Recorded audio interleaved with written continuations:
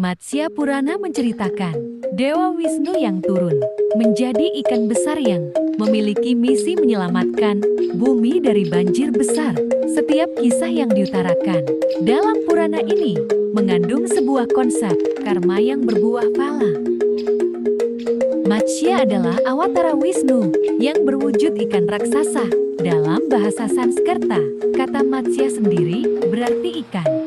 Menurut mitologi Hindu, Matsya muncul pada masa Satyayuga, pada masa pemerintahan Raja Satyabrata, lebih dikenal sebagai Maharaja Waiwaswata Manu, putra Wiwaswan, Dewa Matahari. Matsya turun ke dunia untuk memberitahu Maharaja Manu mengenai bencana arbah yang akan melanda bumi.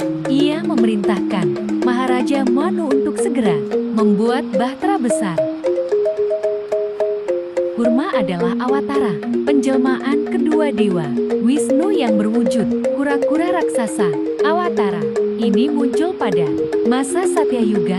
Kurma disebut pula sebagai Akupara, yang berarti kura-kura atau berbentuk kura-kura. Wisnu mengambil wujud seekor kura-kura kurma dan mengapung di lautan susuk Sirasagara atau Ksirarnawa. Di dasar laut tersebut terdapat harta karun dan tirta amerta yang dapat membuat peminumnya hidup abadi. Para dewa dan asura berlomba-lomba mendapatkannya. Untuk mengaduk laut tersebut, mereka membutuhkan alat dan sebuah gunung yang bernama Mandara digunakan untuk mengaduknya.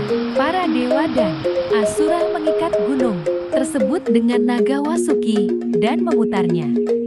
Kurma menopang dasar gunung tersebut dengan tempurungnya. Dewa Indra memegang puncak gunung tersebut agar tidak terangkat ke atas. Setelah sekian lama, tirta amerta berhasil didapat dan Dewa Wisnu mengambil alih. Lingga Purana adalah kisah tentang Siwa Lingga, simbol Dewa Siwa pada lingga yoni yang dalam. Percakapan antara Resi Suta dan para resi yang lainnya dengan Resi Lomaharsana di tengah hutan Naimisaranya. Sebagaimana disebutkan dalam kitab Lingga Purana, pada percakapan tersebut, Resi Suta bertanya banyak hal tentang Lingga kepada Resi Lomaharsana yang juga diantaranya tentang penciptaan alam semesta. Awalnya yang ada hanya satu, 4 zaman catur yuga. Penyatuan antara Paramatman dengan roh manusia individu, Atman atau Jivatman dengan teknik Astanga Yoga. 7 alam atas, Saptaloka dan 7 alam bawah Sapta Petala, Krishna Paksa dan Sukla Paksa. Siwa yang mengajarkan mantra Gayatri yang sakral kepada Brahma dan Wisnu. Siwa berkata kepada Brahma dan Wisnu bahwa sebenarnya mereka bertiga merupakan bagian dari Brahman yang satu, yaitu Brahma sebagai pencipta, Wisnu sebagai pemelihara, dan Siwa sebagai peleburnya. Dan sejak saat itulah Siwa dipuja dalam bentuk lingga pada sebuah lingga yoni yang memiliki peranan dan fungsi yang sangat penting dalam kehidupan masyarakat pada zaman lampau.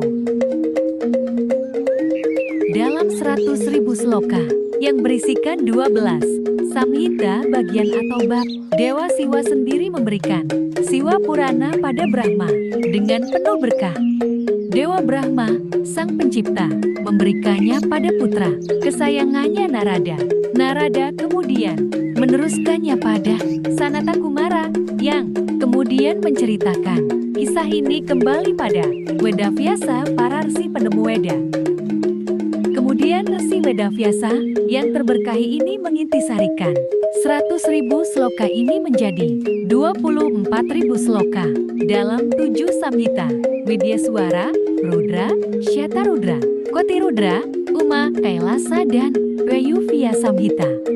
Maharsi Suta bersama dengan Syuka Munindra diberkahi oleh Wedavyasa, dan kemudian Suta Miuni menceritakan Purana, cerita Napos yang besar ini pada Resi Syaunaka dan resi lainnya.